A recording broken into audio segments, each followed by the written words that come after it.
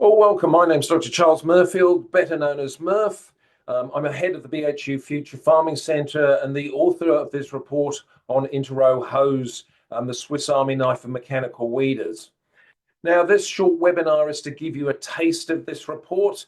It is, as it says, a comprehensive guide. So I want to explain to you a few of the key points, some of the key messages I want to get across, in the hope that you're going to be interested in actually downloading the whole report and diving into it. And it is free to download. So the context here is the challenges facing herbicides.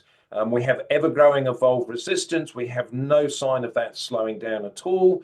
The increasing evidence of harm of not just of herbicides, but pesticides and indeed all the synthetic chemicals, the microplastics, for example, we're putting into the environment, which is feeding then through to consumer resistance. Consumers are not wanting to hear there's more chemicals being applied, agrochemicals being applied to their food. They're more interested in lower amounts of herbicides being used. That's, of course, then feeding through into the policy and the political and the legislative space.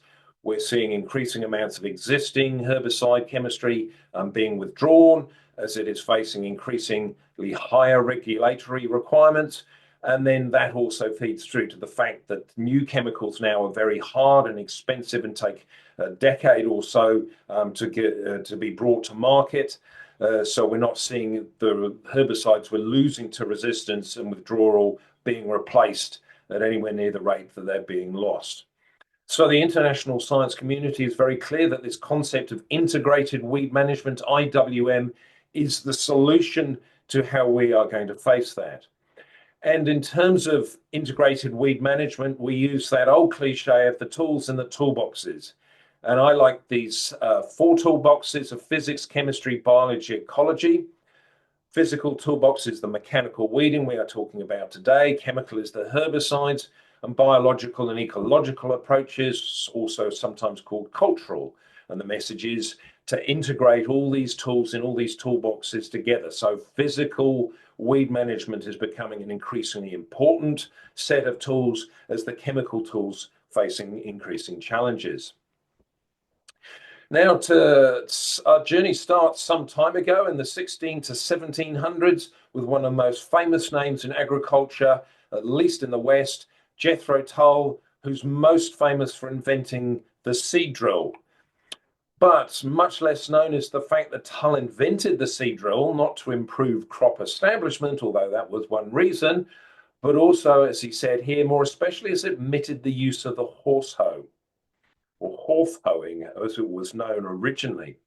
So this is a picture from Tull's book. The very first, what we would now call an interrow hoe, was literally just a horse-drawn plough with the moldboard removed. Clearly, things improved since Tull's day. The picture on the left here, a Nicholson or a Webb interrow hoe built around the 1950s, the start of the herbicide era, when herbicides start being developed in large amounts and used across agriculture. On the right-hand side, a modern row hoe. Clearly massive improvements in the last 20 years. And indeed, these improvements, it's hard to get across just how large these changes have been. And it's literally that kind of horse and cart versus a self-driving Tesla. You know, both of these things effectively carry people along roads and carriageways, but clearly the Tesla does it somewhat better. So in terms of what's been happening over the last 20 years, when we've seen some really massive changes come through, I think there's 3 revolutionary improvements come through. The first of this is the separating of the weeding tools from the weeder itself to become a weeding platform, this Swiss Army knife metaphor I'm using. Then intra-row weeding tools that hoe within the crop row, and I'll touch on this terminology in a second. And the third game-changing improvement is the computer guidance systems. So we'll look at each of these in turn. First up is this Swiss Army knife metaphor. So many older weeders, as the example here of this Nicholson Webb hoe, the weeding tools were built into the weeder itself. So it was difficult to change stuff. If you change crop rows or crops or whatever, there was often a amount of work to do to change things around. What's happened is these things have changed into a weeding platform. So the weeders themselves do not actually have weeding tools built into them. A whole bunch of different weeding tools for both the interrow and the crop row can be attached to these, so allowing a very wide diversity of crops and configurations of crops to be weeded by the same tool. Hence this Swiss Army knife. We're opening and closing, swapping tools in and out. Now, there's terminology. I talk about the interrow. This is the bit between the crop rows, and then the intra-row. This is the crop row, or when we talk about a weeding machine such as a row hoe, that's the gap in the machine which the crop goes through. So to put a bit more context on this, I want to step back and actually have a look at the kind of classification of mechanical weeders as a whole. And there are now a huge range of different weeders out there. And particularly for people coming into this space that have been using herbicides, it can seem to be very confusing. There's lots of different stuff and it's not clear what its purpose is or what it's supposed to do. But it's actually very straightforward to categorize them. It's not complicated. The first way I break these down is to talk about contiguous weeders, which are often called broadacre weeders. For example, this springtime weeder here in the photo. And they weed the whole field surface using the same technique. So the crop has to be sufficiently robust, or if you like, resistant to the weeding action, that it survives when the weeds are killed. So you need a tough, robust crop to be able to use these machines, and arable crops such as wheat or maize, corn are what these machines are designed for. So if you are in arable cropping, these are actually the starting point you want to get for your journey into mechanical weeding rather than row hoes. Those come later on.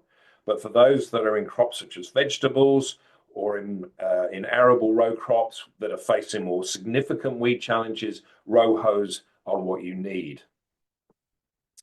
The next categorization is these incontiguous, what we have traditionally called interrow hoes in this space. And they have gaps for the crop rows to go through because the weeding tools have been significantly aggressive. They will kill the crop if they hit it. But what's been happening is on these interrow hoes, these incontiguous weeders, is we've had an increasing range of tools, the Swiss Army knife metaphor, that weed not only the interrow, they also now weed the intra-row, the crop row as well, but using different tools for these two different areas. So what's happened is the term interrow hoe, the name interrow hoe, is becoming increasingly inaccurate because it's not just the interrow we're hoeing now, it's actually the entire field surface, the interrow and the intra-row. So the machines are still clearly incontiguous in the fact that there's gaps in them for the crop rows, but they now weed the whole field surface. So a better word, better description, a better name was required. And so very simply, just row hoe. And so this is a little schematic of this. We start with the whole diversity of in-crop weeders. Then they are split into these contiguous that weed the whole field surface with the same technique. The incontiguous ones that we've just discussed that have a gap for the crop and different tools for the crop row and the interrow. So that splits down into those two. And then in the intra-row space, we have two further splits. We have what I call non-discriminatory or low-tech tools and discriminatory, the high-tech tools. So the discriminatory tools, they're using some kind of sensor, and the modern ones are all using computer vision systems to detect crop plants, and then they weed around them. And then the non-discriminatory one, a bit like the contiguous weeders, weed the crop and the weed alike, and the crop has to be sufficiently resistant to survive what kills the weeds. Now, the discriminatory weeders are outside the scope of this report. This is an area where new companies are coming into this space every few weeks. Existing companies are developing new machines, so it's changing incredibly quickly. And this is also where the robotic weeders fit in, both those mounted on tractors and the completely autonomous versions as well. But there's a really key point I want to make here. In terms of weed management as a whole, it's these robotic weeders where all the excitement is. They are, without a shadow of a doubt, truly astonishing technology. I mean, they are leading edge artificial intelligence. And a lot of people are therefore looking at these and going, well, these are going to be my solution to my failing herbicide problem. They are probably not. In my view, a good row hoe with the right weeding tools for both the inter-row and the intra-row can achieve actually better weed control than the robots, these discriminatory weeders, much less capital cost and vastly greater work rates due to forward speed and wider working width. So please do not think a robot is your first port of call if you need to find alternatives to herbicides. They are almost certainly your last port of call. A good row hoe, in my view, is going to be able to weed the vast majority of crops far better in terms of costs and work rate and everything else than a robot. So make sure you have tried row hoes and shown that they can't do what you require before you consider getting into robotics. Now, the inter-row weeders, the non-discriminatory ones.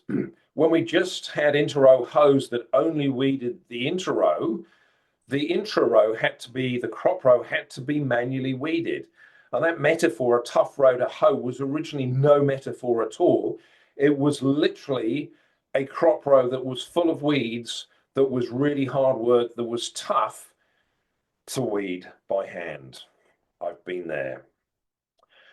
So these intra-row weeders, going back to our Swiss Army knife metaphor that we have a weeding platform onto which a whole load of different weeding tools can be mounted, can now weed the crop row, the intra-row, very effectively indeed. So we can achieve complete weed control across the entire field surface in crops grown in rows using these row hoes. The third game-changing technology were these computer guidance systems. Prior to the existence of these systems, guiding inter-row hoes was a major challenge. You basically only got inter-row hoeing if you had no other option because of this challenge of actually steering these things, which is why it's principally organic farmers and growers that have been using mechanical weedings. And we have things such as having an additional operator on the hoe or using tool carrier tractors or trying to front mount them on standard tractors. It worked, but none of this was a great solution. And there have been a whole range of guidance systems, things such as feeler wands for more upright, large crops such as maize, corn, or simply following the shape of the land, raised ridges or a furrow that was put in at planting. But none of them really took off, and it's not until we get into the computer vision and the RTK GPS tractor auto steer that things really take off. Excuse me. So this is the tractor auto steering systems based on GPS systems. And simply you just use the tractor steering system for both the drill and the hoe.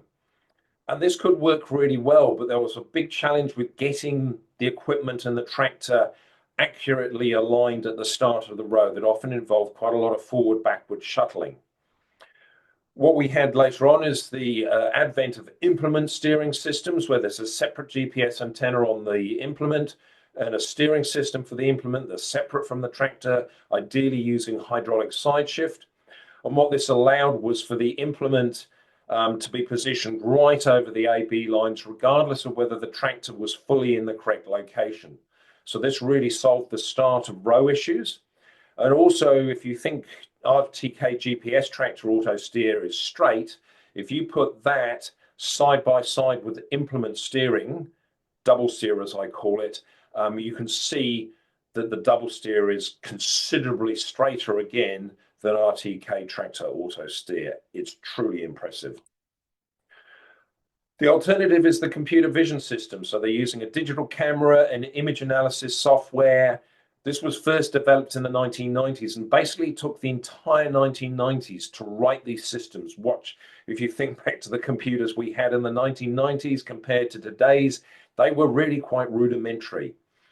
And despite the fact a huge amount of time was spent writing this software and building these systems, the first versions were not terribly good. But 20 years has seen huge improvements hardware and computing systems, including artificial intelligence and the pattern recognition software that we're familiar with today. These things are now exceptionally good. So over the 20 years as these two systems have been competing, the camera systems are now the clear winner. The vast majority of machinery equipment suppliers, row host suppliers are using camera systems. Very few are using the double steer systems. But for me, the dream team is to combine a tractor with full RTK auto steer and a camera guided system. This really gives you the best of both worlds. And these are not the only improvements. There's been a whole host of improvements over the last 20 years, much better designs that are much easier to use, both within the tractor cab and for adjustments. We've had automation coming through. Hydraulic down pressure systems have led to section control, automatic crop width depth adjustments. Of course, farm equipment just keeps getting bigger. The same for row hose.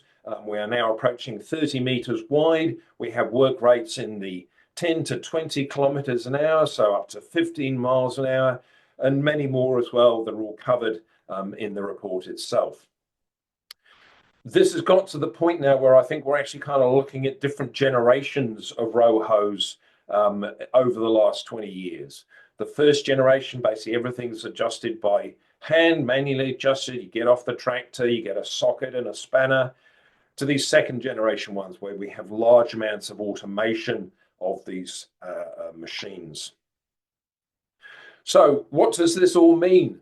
Well, I use this phrase, automatically adjusting Swiss Army knife, self-driving row hoe.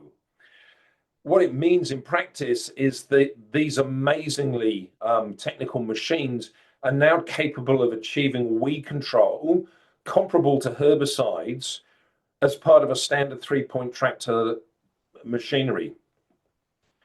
And for me, the fact that herbicides are failing and we have this level of efficacy and sophistication in these mechanical weeders means that these row hoes are really coming to the rescue of weed management in our annual row crops. So how do you start getting your head around these? Well, I talk about modular parallelogram weeding units. So let's just unpack this. We will go and have a look at some of the things that's going on and how these machines work. So modular, like a lot of equipment now, for example, drills, you have a modular sewing unit. So you're just adding more units if you want to get a larger machine. Parallelogram, this is the depth control system, and I'll go into this in a bit more detail in the following slides. And that connects through to what I call a weeding frame that the weeding tools are attached to. So this weeding frame, this is the Swiss Army knife metaphor again. This is which the thing to which all these different weeding tools are switched in and out from. So we've got a picture here of one of these parallelogram weeding units. You can see that along the bottom left of the photo, there's 3 wheels there. That's the modular nature of the thing. So the thing just repeats itself. This is a weeding unit. This is the whole thing. Sitting up the top here in the dotted white line is the parallelogram, named both after the geometric shape and also because as it moves up and down, it keeps the weeding frame parallel to the ground and therefore the tools operating at the correct depth and pitch. That's linked through to the depth wheel. So clearly as the depth wheel moves up and down, then the parallelogram moves up and down and the weeding frame moves with it. And the weeding frame sits there in the middle, and to that is attached the weeding tools. So it's the weeding tools where the rubber hits the road, or in our case, where the steel hits the soil. We have these different tools for weeding the intra-row and the intra-row, the crop row. In the inter-row, the only thing they have in their way are the weeds, so we can use really aggressive tools here that can take out really large weeds. In the intra-row, they can't be so aggressive, otherwise they're going to kill the crop plant. So we need different tools here. And just to give you a very high-level overview of these, this is where the report really starts going into the depths, because there's some surprising technical complexities in just the design of these weeding tools. These weeding blades are in this case. So I use the term blade where we have a weeding tool which has got essentially a knife, a horizontal steel blade parallel to the soil surface. We have the 3 main designs here named after their shapes. An L-blade hoe, going back here, this is a very old actual blade itself. This is probably now nearly 100 years old. The THO in the middle is not widely known, and I think it's a very underappreciated tool. So that's something else to kind of look into as you're looking through the report. And then we have terms such as duck's foot or goose foot and sweeps, which is commonly used in North America. I refer to these as points rather than blades because the cutting edge is not parallel to the soil surface. They've got a point that digs into the ground. So these are also, of course, used for tillage, but they are also used for weeding as well. And the design of these hoe blades is surprisingly technical. We've got different angles and configurations and components to these things. And these two references down the bottom there, Welsh and Holm. Holm did a PhD in the early 2000s and dug back into the literature and actually dug out a whole load of this technical information. So again, the report, you can access that reference and download the entire PhD and look at a lot more detail than we have here. There's a lot more detail, of course, in the main report as well. So in terms of the intra-row, the crop row weeding tools, there's 5 main ones. There continues to be innovation and development and improvement in all of these. But we're going to go and have a quick look at each of these 5 in turn to give you an idea of what's out there and what they do. First up now, the most ubiquitous are called finger weeders. And just kind of looking at them, it's fairly obvious what they do. They have these fingers, they rotate, they push and shove the soil in the crop row around the crop plants, pushing and burying and breaking and severing small weeds.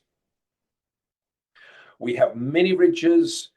This is also, from my perspective, a desperately underrated and underappreciated and less well-known approach. I think it's incredibly powerful. One of the key issues with mechanical weeding is it works best in hot, dry conditions. Mini ridges kill weeds by starving them of sunlight, by burying them, so it'll work in really quite inclement conditions, and it'll also give exceptionally high levels of weed control in the crop row. Then we have small concave discs and ridges for hilling.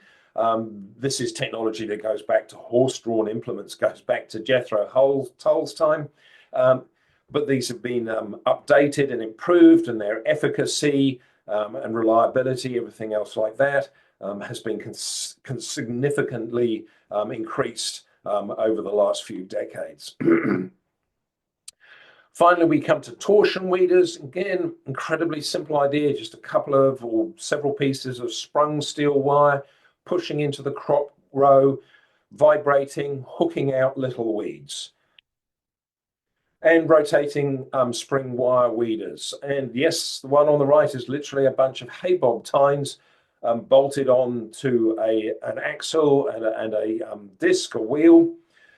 These are offset to the direction of travel, so they scuff through the row, hooking out little weeds. So these work well with very upright crops such as onions and maize or corn. And we've got these 5 main intra-row weeders. And a lot of time people are thinking, okay, which one should we get? And the answer is all of them, because these things are complementary in terms of the herbicide kind of lingo. They have different modes of action.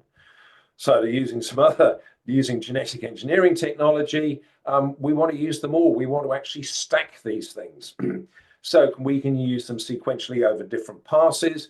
For example, a mini ridger comes through and puts up a ridge, gets a load of weed kill. You then get weeds growing on that ridge. Then you can come through with a wire weeder, knock that ridge down and kill those weeds off, getting a second weed kill. Or even in the same pass, you can have a torsion weeder that hooks out some weeds and then follow that with a finger weeder and improve the overall weed control in the crop row. And there's many other topics covered in the report. As I've mentioned, organic agriculture before, none of this equipment would exist were it not for the fact that organic agriculture decided to get out of the synthetic herbicides, and they created the demand for all these mechanical weeders.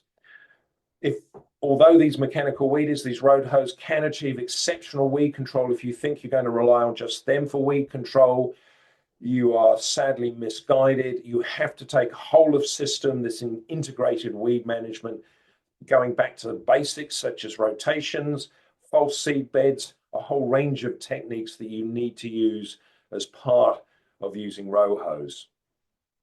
There is a ton of detail getting into the real technical nuts and bolts of row hose, practical tips for using these things and setting them up, some alternative row hose designs and inter-row hose designs, and a whole lot of other stuff as well. So lots more detail in the report.